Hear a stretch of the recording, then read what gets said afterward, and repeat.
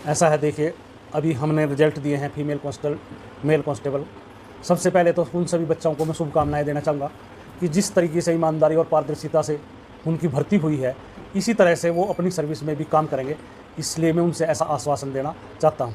कल मुख्यमंत्री जी ने भी उन सभी बच्चों को शुभकामनाएं दी है और ये उम्मीद जताई है कि वो अपना ड्यूटी जो है ईमानदारी से करेंगे। जैसे आपने अभी सीटी पैटर्न की बात की, तो हमने सिलेबस को एक तरह से स्पष्ट कर दिया है। इंग्लिश के कितने क्वेश्चन आएंगे, मैथ के कितने आएंगे, ये एग्जामिनर के ऊपर है, वो सेट करेगा। और हम किसी भी लिटिगेशन में नहीं फंसना चाहते कि अगर मान लो हम ये कह देते हैं कि मैथ के 7 क्वेश्चन आएंगे और आ जाए 6 या 5 आ जाए या 9 आ जाए 8 आ जाए, तो इसी छोटी छोटी बातों को लेके ही कैंडिडेट कोर्ट में चले जाते हैं। तो हम ये कोई ऐसी लिटिगेशन पैदा नहीं करना चाहते संख्या बता के। हमने एक सिलेबस तय कर दिया है कि हिंदी होगी, इंग्लिश होगा, मैथ होगा, हरियाणा की नॉलेज होगी, रीजनिंग होगी, साइंस होगी। तो ये सिलेबस हमने खोल दिया है। सर ग्रुप सी का आपने सिलेबस जारी किया, ये शानदार कार्य है क्योंकि सब्जेक्ट के आपने सारे टॉपिक क्लियर बता दिए हैं कि किस टॉपिक से आपको जो क्वेश्चन है वो तैयार करने हैं। सर जैसे ग्रुप सी के जो सिलेबस जारी हुआ है, तो ग्रुप डी का भी नोटिफिकेशन अलग से एचएसएससी जारी करेगी? ऐसा है, जो सीटी का नोटिफिकेशन है, अगर आप पढ़ेंगे, आज विज्ञापन निकला हुआ है, साइट पे भी है, न्यूज़पेपर में भी है, तो वो दोनों के लिए है। ये बात अलग है कि अभी डी की एडवर्टाइजमेंट नहीं हुई है, सी की हुई है लगभग 26,000 पदों की। तो अगर नोटिफिकेशन पढ़ेंगे आप सीटी का, तो उसमें सी और डी का दोनों का है, ना कि सी का है। सर जो सीटी में जनरल कैटेगरी के लिए 50% मिनिमम क्वालिफिकेशन रखी गई है और रिजर्व कैटेगरी के लिए 40%। तो एक्स सर्विसमैन कैंडिडेटों के काफ़ी क्वेश्चन आते हैं कि हमारे लिए जो रिजर्व कैटेगरी वाली है वो मान्य रहेगी या फिर अलग से हमारे लिए क्या जो मिनिमम क्वालिफिकेशन है वो रहने वाली है? नहीं, उसमें 2 ही श्रेणियों में बांटे हैं। जनरल कैटेगरी को सीटी क्वालिफाई करने के लिए 50% मार्क चाहिए, और जो जितनी भी रिजर्व कैटेगरी हैं, वो एससी है, बीसी है, बीसीबी है, बीसीए है, ओएसपी है, आर्मी के लोग हैं, उन सब के लिए वो 40% की वो रहेगी, योग्यता रहेगी कि वो 40% क्वालिफाई होने के लिए 40% का जो स्कोर है वो अचीव करें। जी सर। सर एक जैसे अब कोई कैंडिडेट सीटी का एग्जाम देता है, तो उसकी जो एएलएम की आईटीआई की क्वालिफिकेशन मान लो, या फिर अगर स्टाफ नर्स भर्ती से रहता है तो उसका स्टाफ नर्स का जो डिप्लोमा है वो अभी अपीयरिंग में चल रहा है, और मान लो जब तक सीटी एग्जाम के बाद पोस्ट आती है तो तब उसका ये कंप्लीट हो जाता है, तो क्या वो उसमें अप्लाई कर सकता है? हाँ, सीटी में ये प्रावधान है, क्योंकि सीटी 3 साल के लिए वैलिड है। एक बच्चा अभी +2 में है तो वो अप्लाई कर सकता है, सीटी का पेपर क्वालिफाई कर सकता है। तो जो अगला पद आएंगे, फर्दर जो टेस्ट होगा, स्क्रीनिंग जो पोस्ट के अगेंस्ट होगा, उस टाइम तक उसका जो सिलेबस है या सर्टिफिकेट है, डिप्लोमा है, वो क्वालिफाई होना चाहिए। सर एक 8 जुलाई के बाद क्या फॉर्म में जो गलती हो जाए अगर किसी के ऑनलाइन एप्लीकेशन में, तो गलती सही करने का टाइम दिया जाएगा 8 जुलाई? हाँ, चूँकि सीईटी का जो रजिस्ट्रेशन है, वन टाइम रजिस्ट्रेशन, ये पिछले 1-1.5 साल से चल रहा है, और जिसने 1-1.5 साल पहले भरा, अब उसकी क्वालिफिकेशन में भी परिवर्तन हो गया, उसका जो सामाजिक मापदंड है उसमें भी परिवर्तन हो गया। तो हमने उसमें एक ऑप्शन दिया है कि वो अपना लेटेस्ट अपडेट जो है वो कर सकता है 8 तारीख से पहले। सर ये ग्रुप सी के जो 26,000 पद आए हैं, इनमें आप मोटे तौर पर कुछ बता सकते हो किस किस विभाग से कितनी लगभग पोस्टें हैं? वो आज सारे जो है साइट पे है, और अखबार ने भी लिखा हुआ है, सारे न्यूज़पेपरों में। उसमें काफ़ी पोस्टें हैं, क्लर्क की हैं, अकाउंटेंट की हैं, मंडी सुपरवाइजर की हैं, इंस्पेक्टर फूड एंड सप्लाई हैं, sub inspector food and supply हैं, एएलएम हैं, स्टाफ नर्स हैं, एमपीएचडब्ल्यू हैं, टैक्सेशन इंस्पेक्टर हैं, एक्साइज इंस्पेक्टर हैं, इस तरह की बहुत सी पोस्टें हैं उसमें। सर एमपीएचडब्ल्यू फीमेल की पोस्टें अब आने की बात कर रहे हैं, और इससे पहले भी फीमेल की जो भर्ती है एमपीएचडब्ल्यू फीमेल की, वो भर्ती चल रही है एचएसएससी में। तो सर जो मेल वाले कैंडिडेट हैं उनके बार बार कमेंट आते हैं कि हमारी भर्ती जो एमपीएचडब्ल्यू मेल की भर्ती है वो आएगी या नहीं आएगी? देखिए, हम रिक्रूटमेंट एजेंसी हैं, सिलेक्शन करने वाली एजेंसी हैं। जो डिपार्टमेंट हमारे को मांग भेजता है, हम उसकी भर्ती कर देते हैं। तो हमारे को खुद पता नहीं होता कि सरकार किस चीज़ की डिमांड करने जा रही है। तो ये तो विभागों से प्राप्त किया जा सकता है कि वो किस तरह की वैकेंसियाँ और देंगे, हमारे को इस बात की जानकारी नहीं होती। सर लगभग ग्रुप डी में कितने पदों पर भर्ती आ सकती है? लगभग 30,000 का अभी तक जो चीफ सेक्रेटरी साहब ने हेड ऑफ डिपार्टमेंट को लिखा है कि आप अपनी अपनी पोजीशन बताएं, तो उन्होंने लगभग 30,000 का आंकड़ा अभी तक दिया है। सर एक आपने जो हरियाणा पुलिस या बाकी भर्तियों में जो आप डिटेल रिजल्ट जारी करना शुरू किए हैं, जिससे कि जो फर्जी कैंडिडेट है सामाजिक आर्थिक मापदंड वाले वो भी पकड़े जा रहे हैं, तो सर कल जो हरियाणा पुलिस भर्ती का डिटेल रिजल्ट जारी किया गया था सोशियो इकोनॉमिक का, उसमें 1-2 कैंडिडेट ऐसे पाए गए जिनका एड्रेस है वो राजस्थान का है और उनको 5 नंबर दिए गए हैं। आपका सवाल बिल्कुल वाजिब है, और ये सारा दिन क्वेश्चन जो है कल सोशल मीडिया पर घूमता रहा। तो जब ये हमारे संज्ञान में आई बात, तो हमने उनका फार्म निकलवा के देखा, तो उन दोनों बच्चों के पास हरियाणा का डोमिसाइल है। एक बच्चा दिल्ली में रहता है, एक राजस्थान में रहता है। जो एक लड़का सहरावत है, राजस्थान में रहता है, उसका एड्रेस महेंद्रगढ़ जिले का है, डोमिसाइल उसके साथ लगा हुआ है, और तहसीलदार से जो नॉन जॉब का अनेक्चर है वो अटेस्टेड है। तो वो टेम्परेरी एड्रेस है उनका, कोरस्पोंडेंस एड्रेस है। उन दोनों बच्चों के जो परमानेंट एड्रेस है वो हरियाणा के ही है। सर एक जो हरियाणा पुलिस भर्ती के ऊपर जैसे केस चल रहा है, तो क्या आप रिजल्ट जारी करने के बाद उस केस का कुछ असर रहेगा इस भर्ती के ऊपर? नहीं, इसमें कोई केस नहीं चल रहा है, ना कोई स्टे चल रहा है। हम ही खुद कोर्ट में गए थे फार्मूले को लेके कि हम ये फार्मूला कोर्ट से अप्रूवल कराने कि हमने कौन सा लगाना चाहिए। हमने परसेंटाइल मेथड लगाया था, उसका काफ़ी विरोध हुआ था। और मैं खुले मन से स्वीकार करता हूँ कि जब हमने उसकी पूरी जांच की और दूसरे प्रदेशों में जाके भी स्टडी किया तो वो हमारा फार्मूला गलत था। हमने अब जो रिजल्ट निकाला है वो इक्वी परसेंटाइल मेथड से निकाला है। ज़्यादातर स्टेट यही अपनाते हैं और जो केंद्र की एजेंसियाँ हैं, रेलवे है, बैंकिंग है, SSC है, वो सब इस फार्मूले को अपनाती हैं। और इसमें 2-4 केस भी हुए इलाहाबाद हाई कोर्ट में, सुप्रीम कोर्ट में, तो उसमें जो रिक्रूटमेंट एजेंसियां हैं वो जीती हुई हैं। सर एक जैसे CET परीक्षा अब अगस्त में आप होना बता रहे हैं संभावित है, तो उसकी कुछ एग्जाम डेट अगर लगभग अगस्त में फर्स्ट वीक में होने वाली है लास्ट तक? देखिए ऐसा है, ये लास्ट डेट हमने अब CET की वन टाइम रजिस्ट्रेशन की बच्चों को बता दिया है, वो है 8 जुलाई और 15 जुलाई तक फीस कन्फर्मेशन का टाइम है।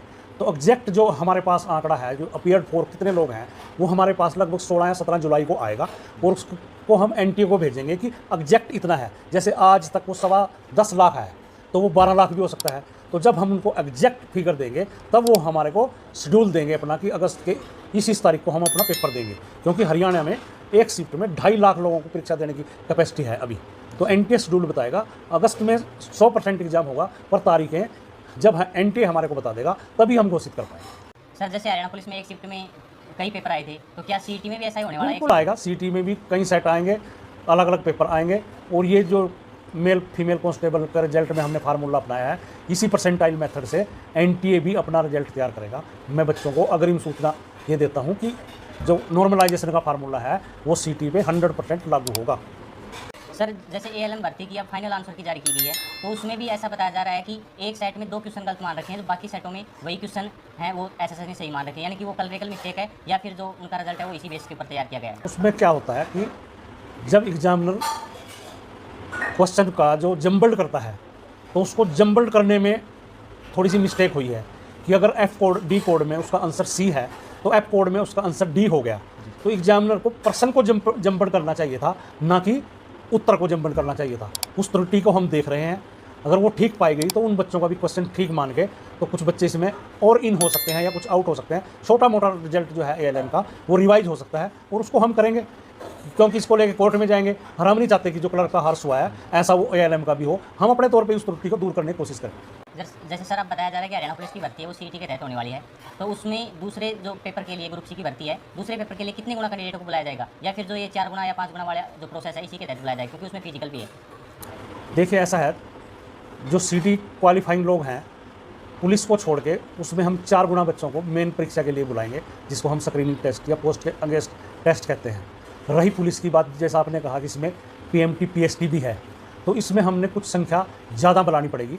जो हमने अब 7 टाइम बुलाए थे तो कम से कम 7 टाइम तो हम उसमें से बुलाएंगे, पर वो पुलिस रिक्रूटमेंट जो एक्ट है पुलिस ने उसमें अपने अमेंडमेंट करनी पड़ेगी। और हमने पुलिस के आला अधिकारियों के साथ कल बैठ के DGP साहब के साथ, ADGP साहब के साथ उनको ये फार्मूला समझा दिया और वो जल्द ही जो एक्ट है उसमें 2-4 चेंज हैं उसको करने जा रहे हैं, अमेंडमेंट करने जा रहे हैं। एक मैंने फार्मूला उनको ये दिया है कि चूँकि पुलिस भर्ती में एक्स्ट्रा 20 मार्क्स थे, 10 सोशो इकोनॉमिक के और 10 एक्स्ट्रा क्वालिफिकेशन के। अगर कोई बच्चा 20 में से 20 ले रहा है, 17 ले रहा है, 12 ले रहा है, 15 ले रहा है, तो वो दूसरे बच्चे से बहुत ज़्यादा जंप कर देता है। तो मैंने पुलिस को सुझाव दिया है, मैंने क्या पूरे आयोग ने सुझाव दिया है कि ये जो नंबर हैं 20, ये बहुत ज़्यादा हैं, इन नंबरों को कुछ कम किया जाए। और ये जो BA के नंबर हैं या MA के नंबर हैं इनको कट करके हम सिर्फ NCC के नंबर दें। अगर हमने हाई क्वालिफिकेशन के नंबर देने ही हैं तो वो 2 नंबर दें और NCC के 3 दें। ये सिर्फ नंबर 5 रखें हम, और 5 सोशो इकोनॉमिक के, किसी भी उसमें ये 10 से ज़्यादा नहीं हो, क्योंकि मेरिटोरियस बच्चों को सफ़र करना पड़ता है। सर CET के बाद जैसे ग्रुप C का जो दूसरा एग्जाम होगा वो NTA लेगी या HSSC? नहीं, वो HSSC।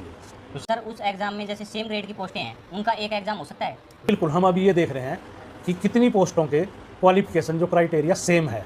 जैसे मंडी सुपरवाइज़र हो गया, अकाउंटेंट हो गए, इंस्पेक्टर्स हो गए, हमारे कुछ असिस्टेंट मंडी सेक्रेटरी हो गए, इन सब की क्वालिफिकेशन लगभग ग्रेजुएशन है। तो हम चाहेंगे कि जिन जिन पदों की क्वालिफिकेशन ग्रेजुएशन है उनका एक कॉमन टेस्ट हो जाए, जिनकी +2 है उनका अलग हो जाए, टेक्निकल पोस्टों का अलग हो जाए, ताकि मैक्सिमम लोगों को लाभ मिले और हम उनसे प्रेफरेंस बढ़वा लें कि तुम इंस्पेक्टर लगना चाहता है, क्या लगना चाहता है, तो अगर वो उसकी प्रेफरेंस और मेरिट में है आ रहा है तो उसको पहले वो पोस्ट मिल जाए, दूसरी, तीसरी, चौथी, 5वीं सारी चॉइस हो, उस पर ज़्यादा से ज़्यादा लोग लग जाएँ। ये ना हो कि हम पोस्ट के टेस्ट लेते रहें और बार बार वही बच्चे सेलेक्ट होएं या एग्ज़ाम देने के लिए वही आएँ। सर एक सीईटी में जो मिनिमम क्वालिफिकेशन रख दी गई है, फिर भी 3-4 गुना बच्चों को बुलाया जा रहा है, तो युवाओं के ये भी सुझाव हैं या उनके जो क्वेश्चन है कि सर मिनिमम क्वालिफिकेशन आप बढ़ा सकते हैं, चाहे 50 की 60% कर दीजिए, लेकिन मिनिमम क्वालिफिकेशन जो क्लियर करता है उन बच्चों को बुला लिया जाए तो अच्छा रहेगा। देखिए, सीईटी का जो प्रारूप है, जो ड्राफ्ट है, वो हरियाणा सरकार ने तैयार किया है। जैसा आपने सुझाव दिया है, बच्चों की तरफ से प्रतिक्रिया रहे हैं, मैं इस सुझाव को भी सरकार के आगे रखूँगा कि ये क्वालिफाइंग हो, ना कि 4 गुना या 5 गुना, जो भी क्वालिफाई हो वो सब एग्ज़ाम दे पाएँ। ये सुझाव मैं सरकार के पास रखूँगा और सरकार क्या वो लेती है वो उसके ऊपर है। सर वैसे तो रोज़ अब पिछले 2-3 दिन से एसएससी लगातार खुशखबरी भेज रही है, तो कल तक रिजल्ट की खुशखबरी कब मिलने वाली है युवाओं को? देखिए, क्लर्क का जो रिजल्ट रिवाइज हो रहा है कोर्ट के आदेश से हो रहा है, और कोर्ट ने हमारे को 2 महीने का टाइम दिया था। वो 2 महीने का टाइम 25 जून को समाप्त होना चाह रहा है, तो हम पूरी कोशिश कर रहे हैं कि ये रिजल्ट 25 जून से पहले आ जाए। अगर कोई इसमें कठिनाई होती है कि हम 25 जून से पहले नहीं निकाल पा रहे हैं, तो हम कोर्ट से एक्सटेंशन ऑफ टाइम की अपील करेंगे कि वो 1 हफ्ता या 2 हफ्ता टाइम हमारे को और बढ़ा दें। पर मैं बच्चों को आश्वासन देता हूँ कि मैं पूरा प्रयास करूँगा, मेरा आयोग पूरा प्रयास करेगा कि ये जो सारा मामला है जून में ही समाप्त हो जाए। सर जैसे कल तक रिजल्ट में जो कैंडिडेट सेलेक्टेड थे, तो उनको जॉब करते हुए काफ़ी टाइम हो गया। अब अगर वो कैंडिडेट दोबारा सेलेक्ट होकर जाते हैं, तो क्या उनकी सीनियरिटी पर कुछ असर पड़ेगा? देखिए, ये हम हैं सिर्फ सिलेक्शन एजेंसी। जो सर्विस के बेनिफिट हैं या सीनियरिटी है, इस विषय को सरकार तय करेगी कि उनको वो बेनिफिट देंगे, सीनियरिटी उनको देंगे या नहीं देंगे। यहाँ भी 2 लीगल पॉइंट आ जाते हैं। एक लड़का या कैंडिडेट सेलेक्टेड है, वो कहता है कि मैंने 2 साल हो गए सर्विस करते हुए, मेरे को सीनियरिटी दी जाए। एक सेलेक्टेड नहीं है, नए रिजल्ट में वो सेलेक्ट होगा, वो कहेगा अगर ये आयोग उस टाइम होता या ये रिजल्ट इस तरीके से तैयार होता तो मैं भी तो सेलेक्टेड होता ना उस दिन, तो मेरे को भी बेनिफिट दिए जाए, तो उसको क्यों नहीं दी जाए? ये तो आयोग की गलती है। तो अगर सही रिजल्ट तैयार होता तो वो भी तो बच्चा सेलेक्टेड होता, तो हम क्यों सेलेक्टेड को ही दें? जो नया सेलेक्टेड है उसको भी सीनियरिटी या सर्विस के बेनिफिट दें। ये मेरा सरकार से सुझाव है। जी सर। हम नहीं कर सकते क्योंकि हम सिर्फ रिक्रूटमेंट एजेंसी है, सिलेक्शन एजेंसी। सर एक डीवी टाइम के अगर कोई कैंडिडेट जैसे डीवी करवाने की उसकी डेट है, तो उस टाइम जब वो डीवी करवाता है तब उसके घर में जॉब नहीं है, और हो सकता है अगले वीक में या किसी परिवार के सदस्य की ज्वाइनिंग हो जाए या फिर शादी के कारण उसके घर में जॉब हो जाए, तो उसको 5 नंबर मिलेंगे या नहीं? मिलेंगे, बिल्कुल। हम उसके डीवी का स्टेटस देखते हैं। डीवी के स्टेटस और रिजल्ट आने तक चाहे उसके घर में सबको नौकरी मिल जाए, हमने इससे कोई मतलब नहीं है। डीवी के टाइम तक उसके घर में नॉन जॉब होना चाहिए, तो हम उसको नंबर देंगे। सर स्टाफ नर्स और दुर्गा शक्ति वालों की ज्वाइनिंग कब तक हो रही है? देखिए, ज्वाइनिंग करना हमारा काम नहीं है, वो डिपार्टमेंट का काम होता है, और हेल्थ डिपार्टमेंट उस पर काम कर रहा है। शायद वो वेरिफिकेशन करा रहा है सर्टिफिकेटों की पहले, तो वेरिफिकेशन करके ज्वाइनिंग वो जल्दी करा देंगे। हम ज्वाइनिंग का काम नहीं करते, डिपार्टमेंट करता है। सर जो बचे हुए पेंडिंग रिजल्ट हैं वो कब तक जारी हो जाएंगे? क्योंकि जो ITI वालों के काफ़ी बचे हुए हैं, 1/2020 जो एडवर्टाइजमेंट है उसके भी कुछ रिजल्ट बचे हुए हैं, तो उनके बार कमेंट आते हैं कि हमारे रिजल्ट कब तक जारी हो जाएंगे। ये रिजल्ट हम पूरे के पूरे जून में कर चुके होते, मगर हमारे पास माननीय उच्च न्यायालय का जो आदेश रिवाइज करने का आ गया, हमारा पूरा का पूरा स्टाफ उसमें बिजी हो गया, और 25 तारीख तक हम ये रिजल्ट निकाल के बाकी जो पेंडिंग हैं 1/20, 14/19, 12/19, ये सारे के सारे रिजल्ट हम प्रयास करेंगे कि जुलाई के माह में ये सारे हम इनके रिजल्ट दे दें, क्योंकि बच्चों को बहुत दिन से इंतज़ार है इनका, और वो हमारी मजबूरी को समझते होंगे कि हम कर रहे कुछ होते हैं तो कोर्ट का आदेश कुछ और आ जाता है, तो हम दूसरे काम पे लग जाते हैं। तो इसके लिए हम क्षमा माफ़ी भी चाहता हूँ, मैं उनसे माफ़ी भी चाहता हूँ कि लेट हो गया है, पर जुलाई के माह में ये सारे रिजल्ट हम दे देंगे, ये मैं उन सबको आश्वासन दूँ।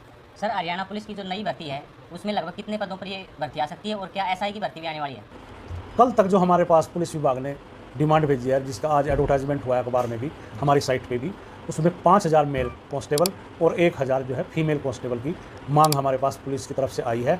SI या SI या है जो ASI है, उसकी डिमांड हमारे पास अभी तक नहीं आई।